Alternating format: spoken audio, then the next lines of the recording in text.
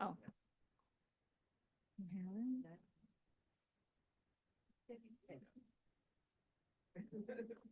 Okay. All right, we're going to call the Committee on Public Safety, Judiciary, and Homeland Security to order. Madam Clerk, please call the roll. Commissioner Wilson, And also please use your tablets. Commissioner Garza, Here. Commissioner Clemente, Present. Vice Chair Dodd, Here. Chair Clark Coleman has requested an excuse and you have a quorum present. Thank you. Next item. B, Chairwoman's remarks. I have none. Next item. C, approve the April 23rd, 2025 meeting minutes. We have a motion by Commissioner Garza, supported by Commissioner Clementi. Any discussion on the meeting minutes? Hearing none, please vote on your tablet. Motion carried. Okay, next item. D, unfinished business. There is none listed. Next item. Moving to item 1 under new business, requesting commission approval of a grant application and award with the Michigan State Police Office of Highway Safety Planning for the 2025 Secondary Road Patrol and Traffic Accident Prevention Program. Okay, do we have anyone present to speak on this item?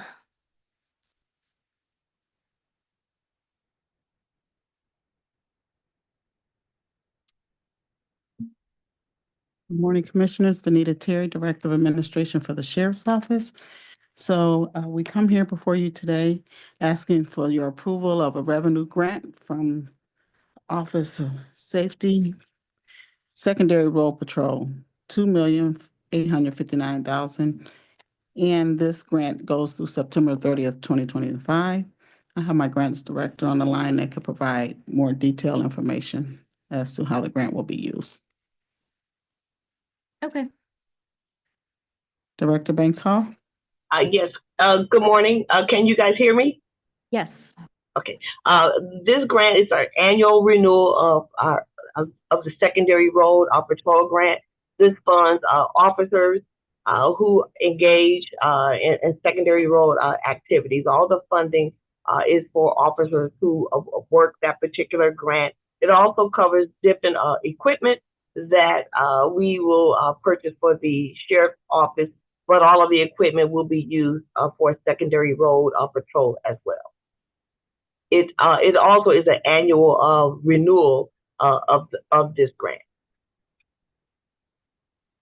Okay, and there's a list of municipalities that are included in this grant. So it's not every municipality in Wayne County, is that correct? That is correct. Okay. Any commissioner questions on this item? Okay, we have a motion by Commissioner Garza. Is there support? Supported by Commissioner Wilson. Sorry. Why don't I? Oh, there you are. Supported by Commissioner Wilson. Sorry, your picture's not on the screen, so it doesn't look like you're a person. Okay, we have motion and support. Please vote on your tablet. Motion carried. Thank you.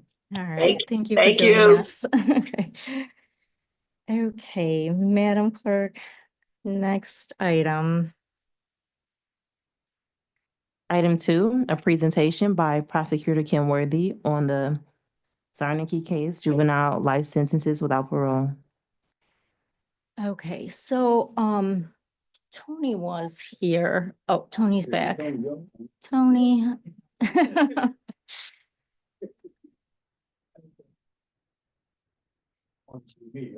We always love to see you. Good morning. I'm Tony Guerrero, Chief of Legislation, Grants, and Community Relations for Wayne County Prosecutor Kim Worthy. Prosecutor has just arrived.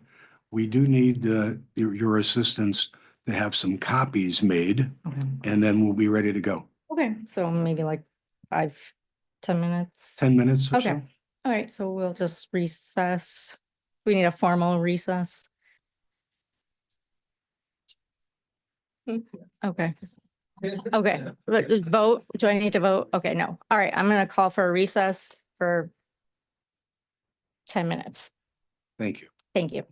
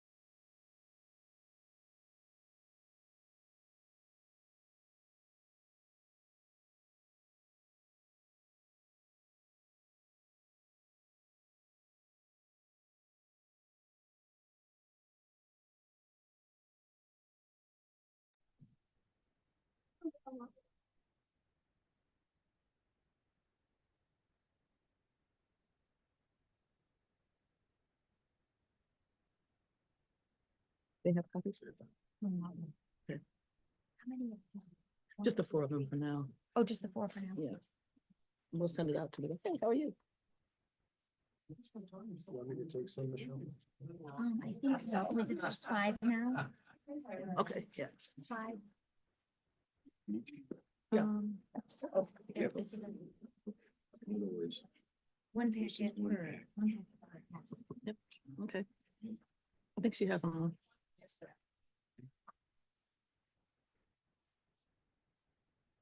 Okay, we're returning from recess. So. Thank you. Okay, Madam Clerk, can I have you read item number 2 again? Item 2, a presentation by Prosecutor Kim Worthy on the Zarnicki case, juvenile life sentences without parole. Madam Prosecutor, welcome. I'd Hello. like to start by having you and your guests introduce yourself for the record. Just make sure that your microphone is on, the green light is on. I'm Kim Worthy, the county prosecutor. And good morning. I am John Voitala, Chief of Research, Training, and Appeals for the Prosecutor's Office. I am Michelle Jarzewski, an assistant prosecutor for the office. Welcome. Okay, and I'll hand it off to you for the presentation. So originally we set this date, we wanted to talk to you about our recruitment and retention efforts. And I still want to come back and do that because we're planning some big things. But in the meantime, between the time that we scheduled that date and the time of today, we had a very important case come down from the Michigan Supreme Court that really impacts what we do. And we're going to need quite a few additional resources to meet it. And I wanted to go through that with you. What you have is a copy of the PowerPoint that we're going to present, a fairly short PowerPoint. You can have that if you want to take some notes. We also have a memo that John did. And again, he's these are two of my gurus, but John is the head guru. And he did a memo of a kind of a compilation of the opinions. And I hope you read it because I think it's very, very important. And we have a copy of that for you as well as a chart. And a version of this chart appears in the PowerPoint, but this kind of brings everything home for you about the amount of work that has to be done. And if we could start with the PowerPoint, I'll run through that. And then I have a little bit more to say. And after that, then I'll take any questions you may have. And Michelle Jarzewski is the lead attorney in charge of this project. And she spends 100%, maybe 150% of her time on these cases. And John, again, heads not just this, but also training and appeals. Recruitment also is under him as well as appeals. So very big job. So the case that came down recently is People versus Zarnicki and Taylor, 2 different cases actually. And I don't know if you remember some time ago, I know that I've been to the commission, I don't know about this committee, talking about the juvenile lifers without parole that we had to resentence. And I believe we had was over 145, it may have been 147 cases that we did when the Miller case came down, and we'll go through that in a minute. And that included not just 18-year-olds or 17-year-olds, it also included some that were lower than that. Basically anyone under the age of 18 that had been convicted of first-degree felony murder, first-degree premeditated murder. And in Michigan, our numbers were higher because in Michigan at the time, if you were 17, you were considered to be an adult. So all 17-year-olds that were lawfully convicted under the law at that time of first-degree murder were included in that. And so there are a lot of national articles at the time that talked about how many Michigan had, but they failed to mention that lawfully we convicted the 17-year-olds. Well, now, of course, that's not the law. Because I've raised the age now, the age of majority in terms of being an adult in the state of Michigan is 18. So what we're going to talk about today is the resentencing that this office has to do of 18-year-olds, 19-year-olds, and 20-year-olds. And so the number is astounding of cases that we have. These due cases and cases we have left over from previous cases that I'm also going to go through is 410.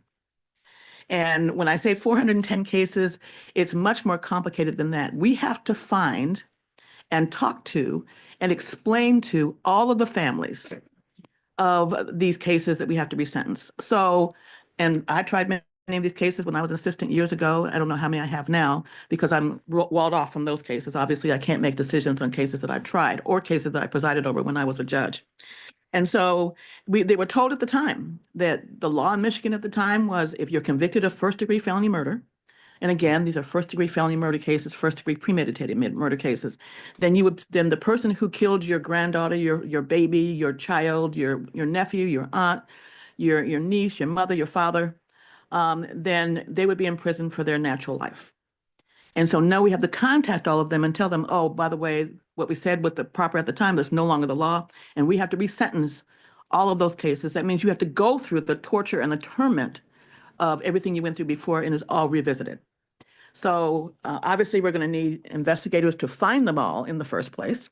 And then we have to retrieve, the boxes and boxes of information about these cases. In some cases, most cases, we're going to have to read the entire transcript, which for first-degree murder cases tend to be quite a bit longer than others. We have some that last for months at a time. So we have to go through all of those.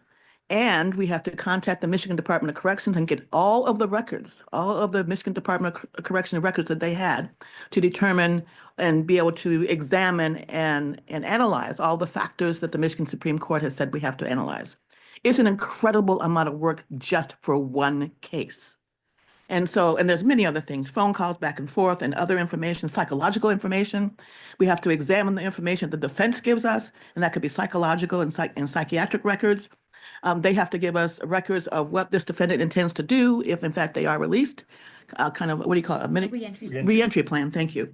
And so we have to go through all of that. And we try to work as closely as we can with the defense to go through this information. It doesn't mean we're going to agree on all of these cases, it's maybe even some of them, but it does mean it's an incredible amount of work just for one case that we have to review.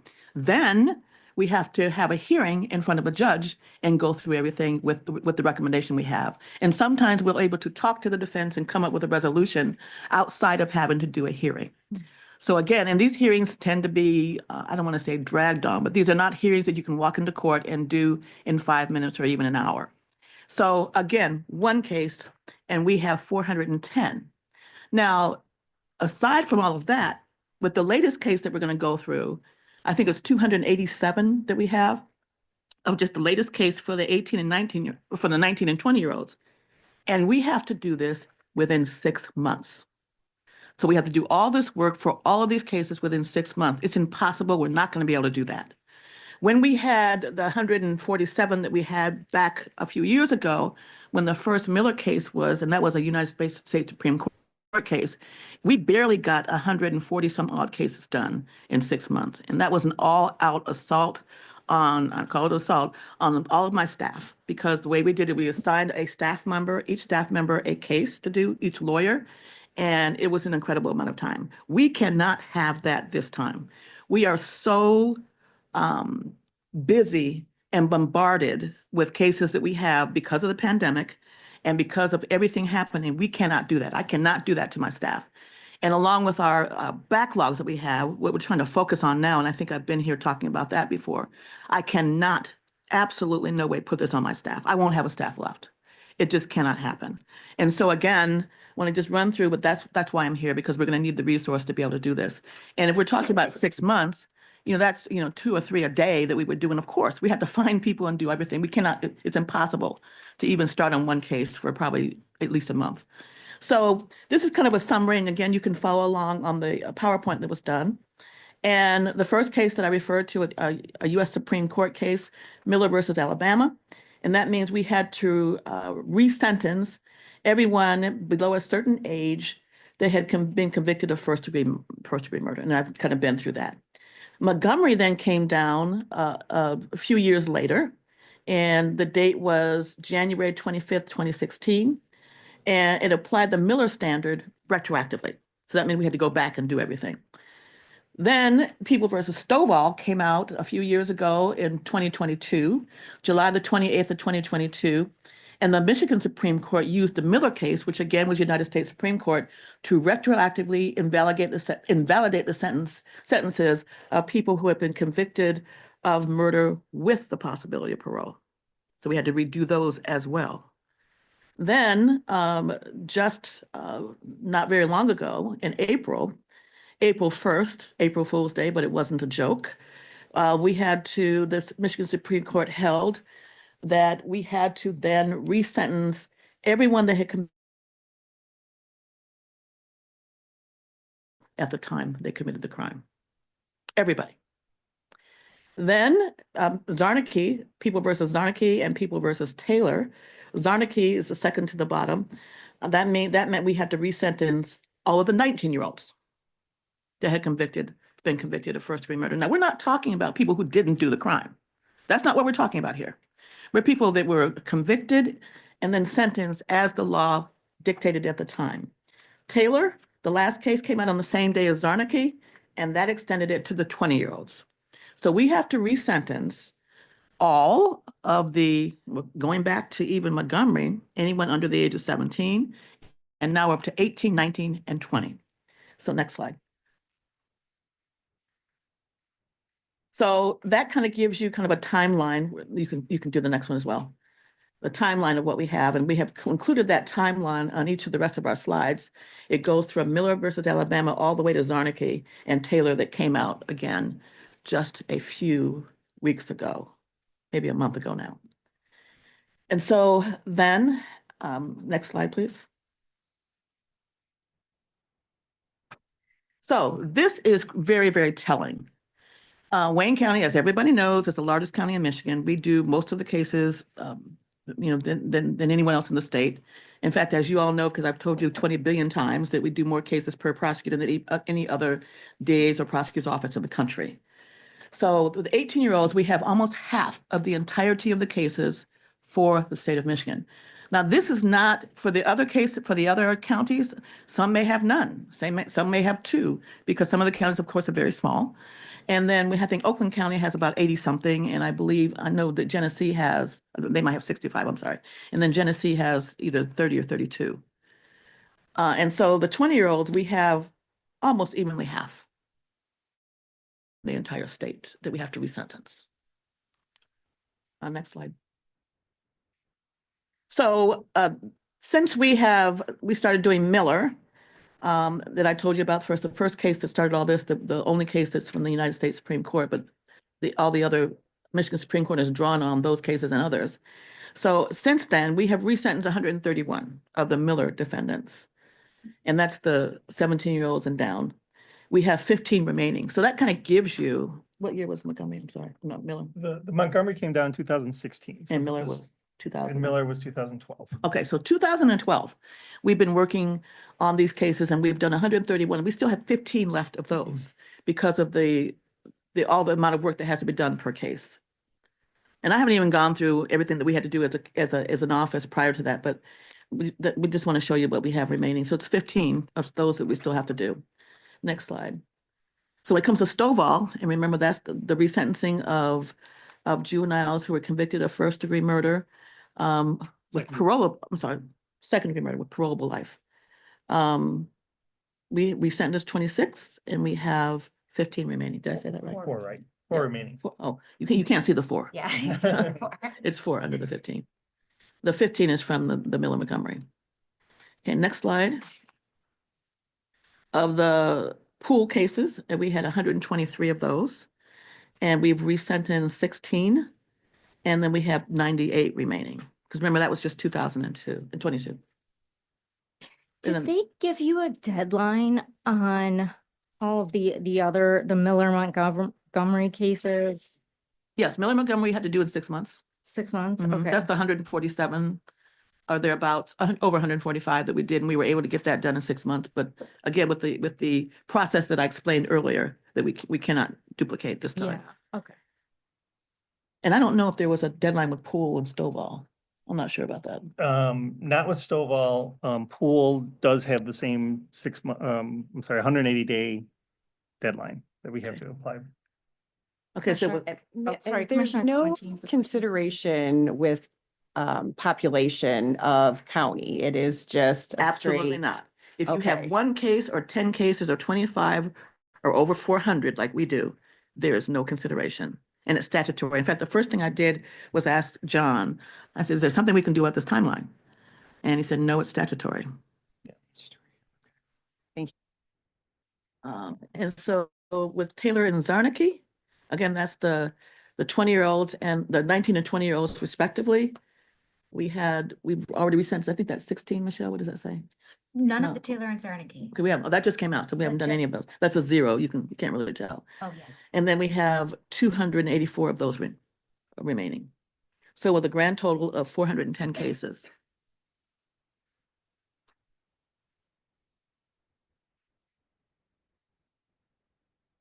So this simply one of the last slides talks about the deadlines that I spoke about earlier, and just shows you how impossible they are. So the deadline for the pool cases, again, those are the 18-year-olds that had to be resentenced, is December 29th of this year. And for Taylor Zarnicki with 19 and 20-year-olds, where we haven't done any because the decision just came down, not even a month ago. And we have until January the 5th, 2026 to do those. And I have no intention as the head of this office of doing these in a slipshod manner. We will find the families, we will look at the records, we're not going to take any shortcuts. We want to come to informed decisions on whether we're going to ask the court, the judge, whoever this is assigned to continue the natural life without parole, or to agree to a term of years and have them resentenced. And even the ones that we may agree to the term of years for various reasons, the main reason usually is because we cannot meet the standard that the court lays out. There are different standards that we must follow, and not because we want to, but because we can't meet the standards. So we will, in a lot of those cases, agree to a term of years. But again, we still have to go through the process. I'm not going to make a final decision on those cases if we haven't dotted every I and crossed every T and found those families and read the transcripts and gotten the records from the MDOC, which can take some time, gotten the input. In most cases, we will try to get the input from the defense. In a lot of cases, it would be SATO, the State Appellate Defender Office. I've already had conversations with the very newly appointed director of SATO. And then, of course, the various private attorneys that we're going to have to deal with. And so, again, we cannot do that quickly. We have to really we owe it to these families. I know no one seems to care about victims of crime anymore. Everything is directed toward defendants and their rights, and that's proper. That's proper. I have no problem with that. But in that shuffle, the victims of crime, the people who live these horrors every day, the person whose 9-month-old baby was killed and maimed, that was one of our cases, that's a real life case. And many cases where young children are shot and killed, where again, aunts, uncles, mothers, fathers are killed in a first-degree murder way, either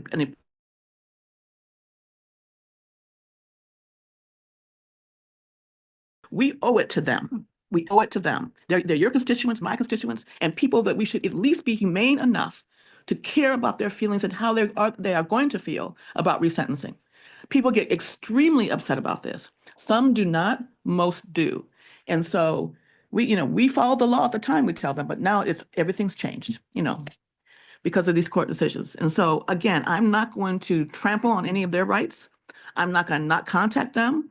I'm going to give them, not me personally, but these and the people that we want to hire are going to, and I've talked to a few myself. There have been a few, not very many.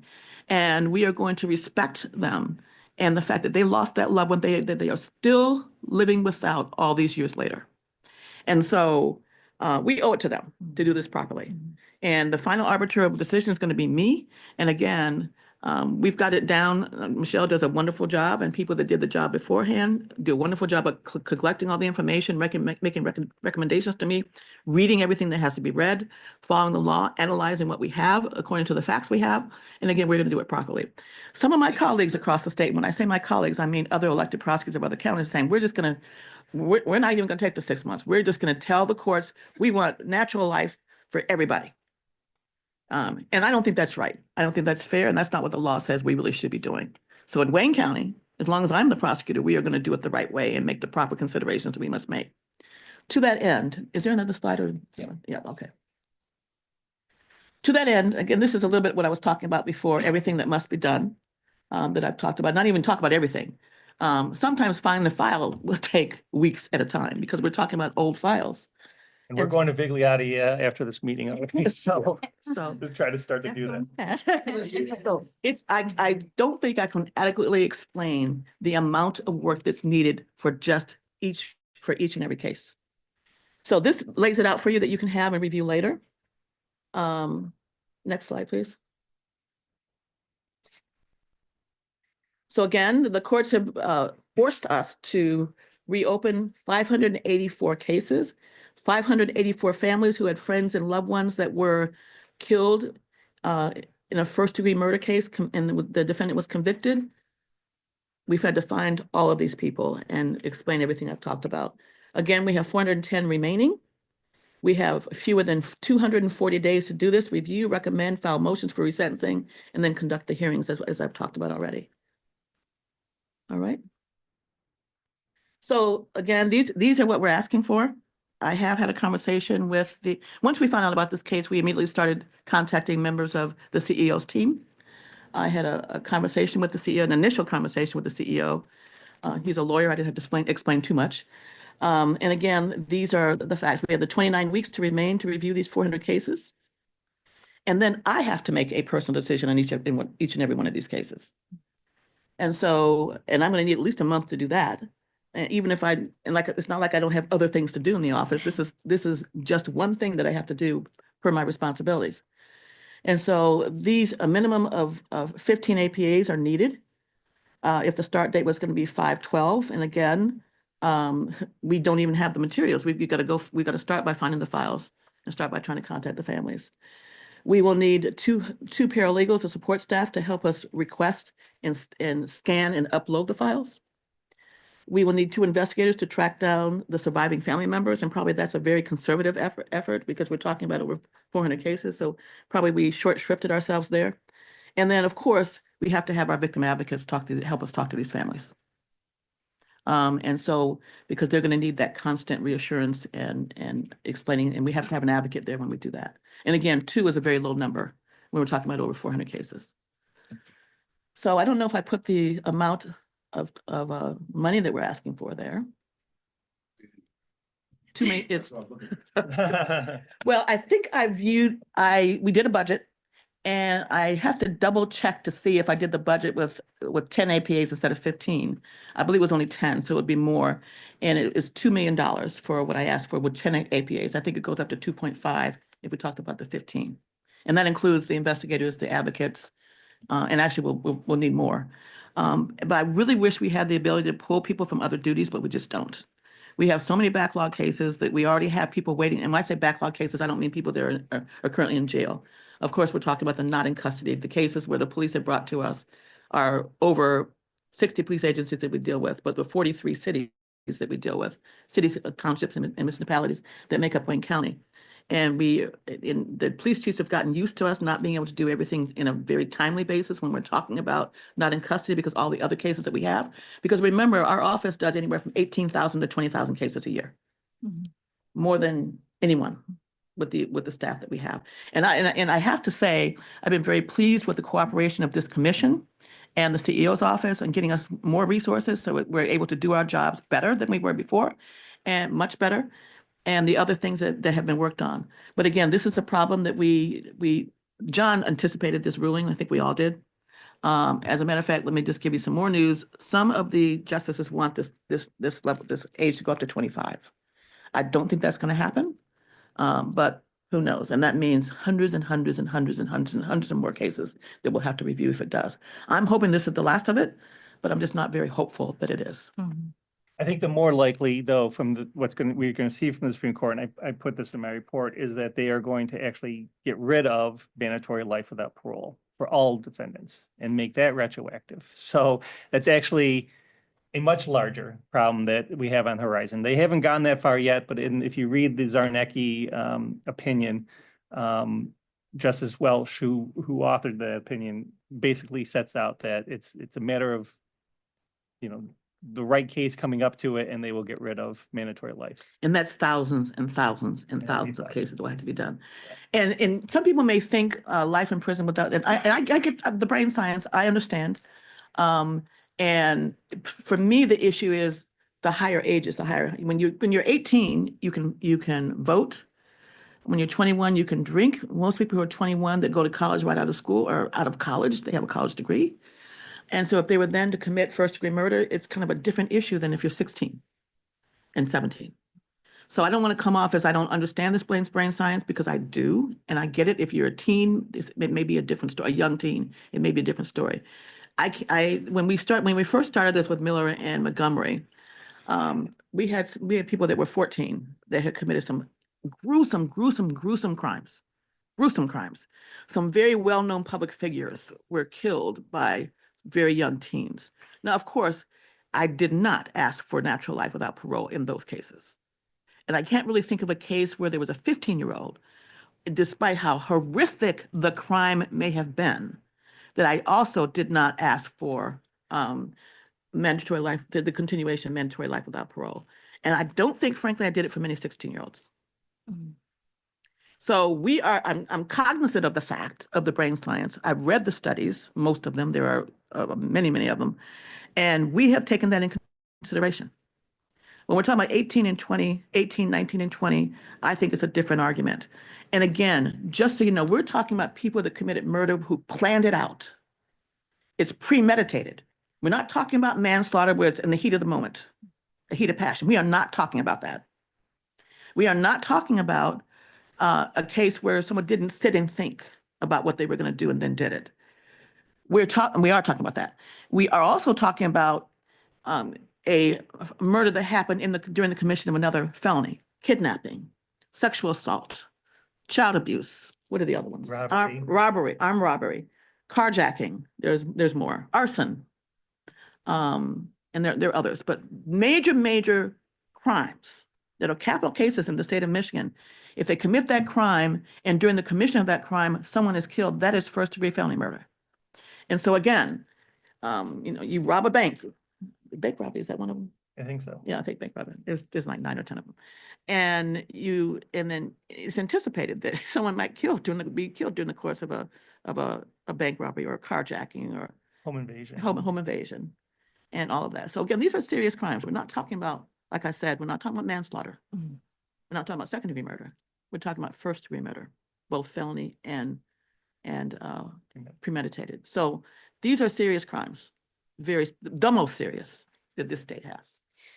So what happens if the deadline is not met on all or any of these I don't know, but we're cases? going to find out because we will not be able to do it. Okay. We will not So be able. nothing in the Supreme Court decision was stated that it reverts to a certain term or life with parole? Not that I or- know of. The statute Okay. speaks to this. And so, and it's kind of difficult to figure this out with the Zarnecki opinion because the statute that applies only speaks to defendants under the age of 17. It only speaks to Miller versus Alabama.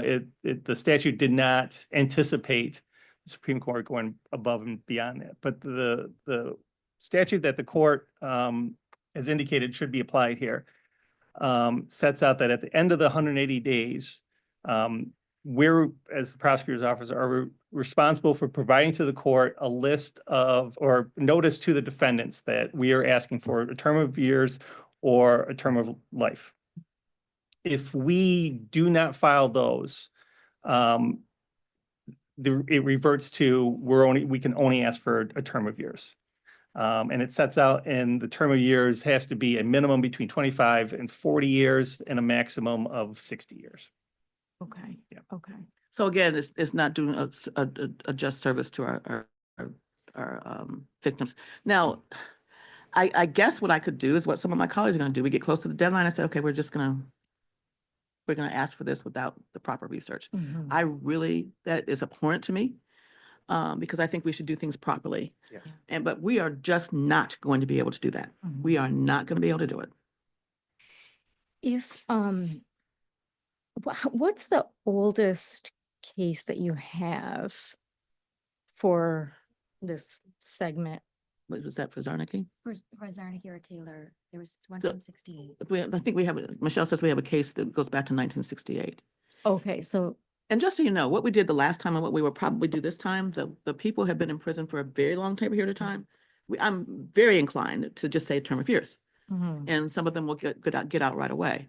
So just so you know, we're not insensitive, but if it's 1968, and given the age what the person probably is now, those are easier cases to do, Yeah.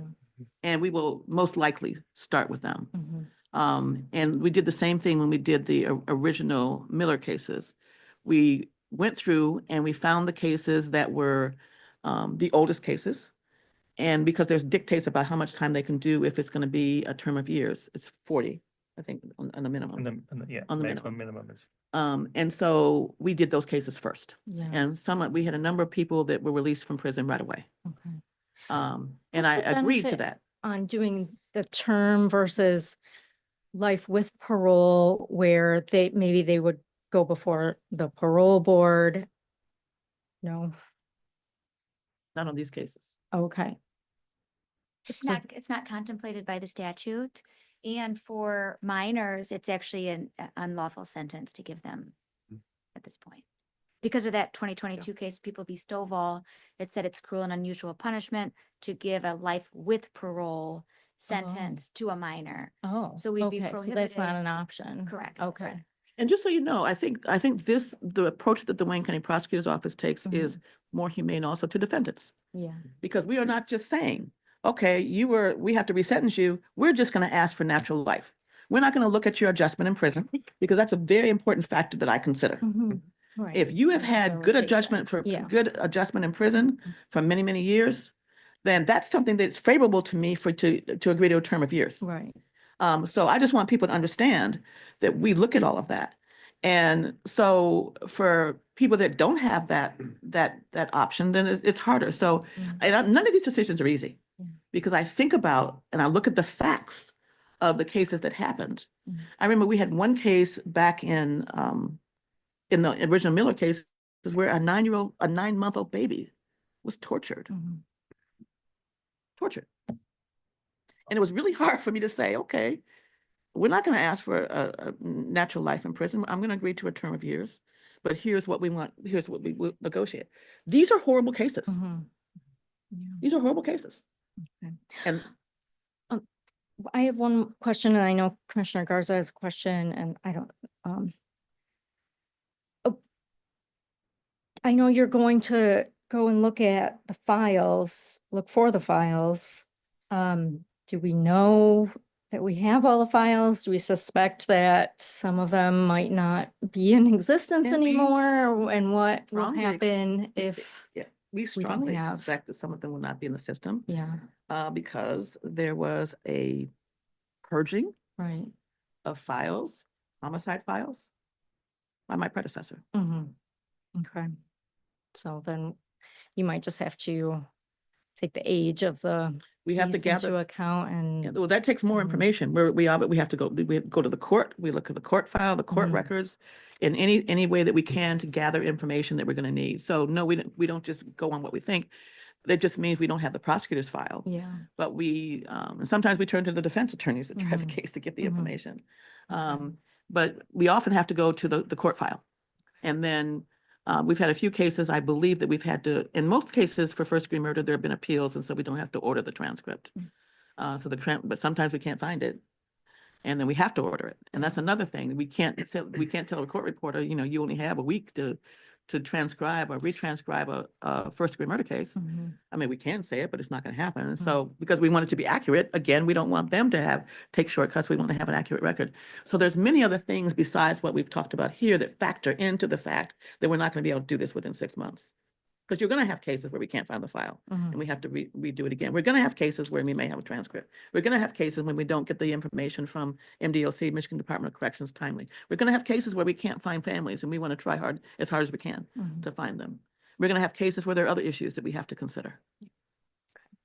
Commissioner Garza? Thank you, Madam Chair, and thank you, Madam Prosecutor, for your staff as well for going about this the correct way, in my opinion. I think counties across the state, whether it be Wayne County, Berrien County, have a different level of how many cases that they're responsible for. And whether a mandate from the legislature or a mandate from the judiciary comes down, these types of things are not taken into consideration about how large the caseload will be for your office and your staff. When I was a legislator in the state house, I was always against the unfunded mandates from the legislature because of reasons just like this as well. Again, going back to what you mentioned, Madam Prosecutor, setting up county prosecutors' offices, 180 days. that inclines counties to, again, go back to what you said, saying, look, let's keep them the same because we're not going to meet that threshold of 180 days. And again, it defeats the whole purpose of what the judiciary wanted for this. It's not fair to the defendants. It's not fair Exactly. to the victims, not fair to anybody. But I understand that mindset Yes, because of what they forced us into as far as the timeline is. absolutely. And I think, you know, you and I had a good conversation recently about this, but I wanted to, I say that to say this, we look at $2 million in excess of a budget for this. What is the temperature discussion surrounding recouping costs surrounding this? Really good question, because I think I mentioned that to you when we spoke. And the bright thing is another thing that I did as soon as this opinion came out, we did a lot of things, but phone calls to everybody that I could think of that could help. But one of the things I did is I contacted the Prosecuting Attorneys Association of Michigan, which I've been very involved with, and I'm a board member, ex-president. When we did Miller Montgomery, we were able to get money from the state. We didn't get it right away. We're not going to get it right away this time either, because it has to go through the legislature and Commissioner Garza knows how long that takes. And so even on an expedited manner, and we do have legislators, we've been told as an organization that want to help us. So I do anticipate getting something. I cannot tell you how much it's going to be. For the whole state, when we did Miller Montgomery cases, it was $700,000 for the entire state. And we had to bill like law firms, we had to bill our time, keep track of our time, and then draw down that money. So it was later after we'd done the cases. So I am cautiously optimistic that that's going to happen this time. I'm hoping it's going to be a lot more money than that because it's really needed. Even I'm going to need this money. My request is immediate from this commission because we're not going to get money from, even the legislature is so inclined to help, and I think that they are. We're not going to get that tomorrow, even maybe not even within the 180 days. So, but I'm very optimistic that we will be able to recoup and return to the county money that is expended for this. And it's my commitment to do so. To make sure I'm very transparent. If I get $2 million or anything up to that, and I'm just picking a number here, 100,000 from the state or more than that, then that will be recouped back to the county. Madam Chair, just one additional thing. I just think, and I'll bring this forward at a later time, but putting together a resolution, just encouraging the legislature to act on this. Also talking to our partners at MAC and other organizations to ensure that we're advocating for that funding in a more timely manner. So I appreciate that, Madam Prosecutor. And I want it to just be a talking point that is taken from here. This is not fair to defendants. And so not just the victims. I think that's very important to point out. We want to be deliberative, and we can't be if we're forced into a timeline such as this. It's from the budget. Any other commissioner questions? Yes, Commissioner Wilson. I do have the exact numbers that was asked for the 10 APAs instead of the 15. We need the 15, maybe more, but we're not going to. It's $1,948,851. And for the 15, it's just about 2.5. Okay. Thank you. Thank you. Thank you, Chair Dobb. Prosecutor Worthy and your team, thank you very much for being here today. And I really appreciate what you just enunciated to this group. Commissioner Garza pretty much stole my thunder because that was my first inclination is unfunded mandates. I mean, Wayne County is a big populous county. Obviously, we have some resources, but I'm looking at the fact that if we were not populous county, we didn't have the type of resources that you're seeking. I mean, this last page from this gentleman here, I think John. Yes.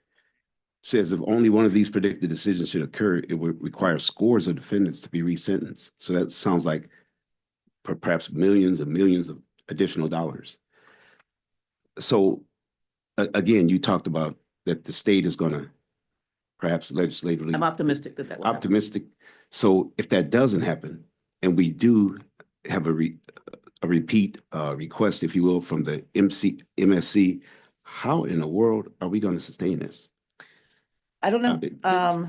We will, the reason why we want to go through the history is we want to document the work that we've done so far and how long it's taken. So we got right on it when we did as fast as we could, Miller Montgomery, and I really pushed my staff pretty hard and myself, because not only did we have the staff make the attorney staff make, obviously, the attorney staff make decisions on these cases and have to do all this research and do everything they had to do.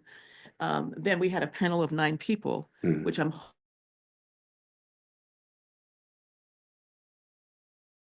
nine seasoned prosecutors from, not to be political, but from all schools of thought in the, let me just put it that way, in the office, from progressive on down. I picked 9 very seasoned prosecutors that then review each and every one of the recommendations that was made by the individual prosecutors that did the work. Because I wanted there to be that discourse. I wanted to make sure that we covered all bases. I wanted to make sure that we were being fair to defendants and victims. I wanted to make sure we were inclusive and that we had information that we needed.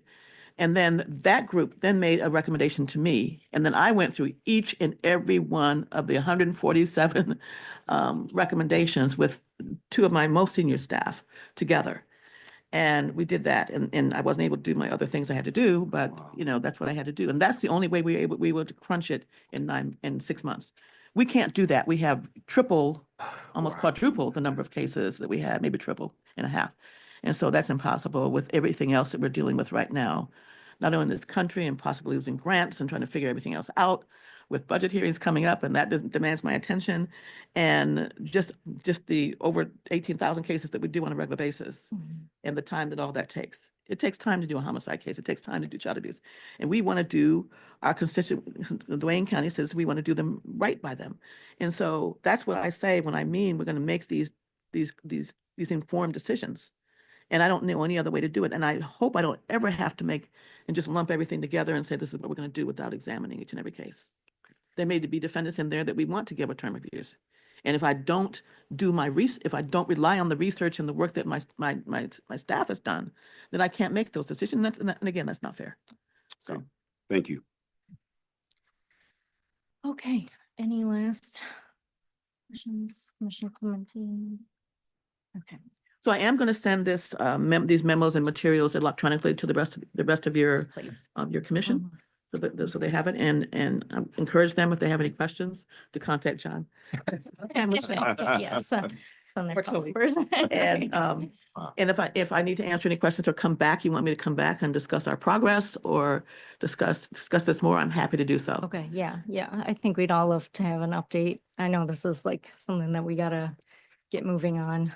Yeah, So I do not take lightly asking for money beyond our budget, my budget. we I know don't take that. it lightly. Mhm. But this is not something that you might want to do, or you can do if you feel like it. This is a dictate Yeah. from the Michigan Supreme Court, and prior to that, the United States Supreme Court. So Yes. Wow.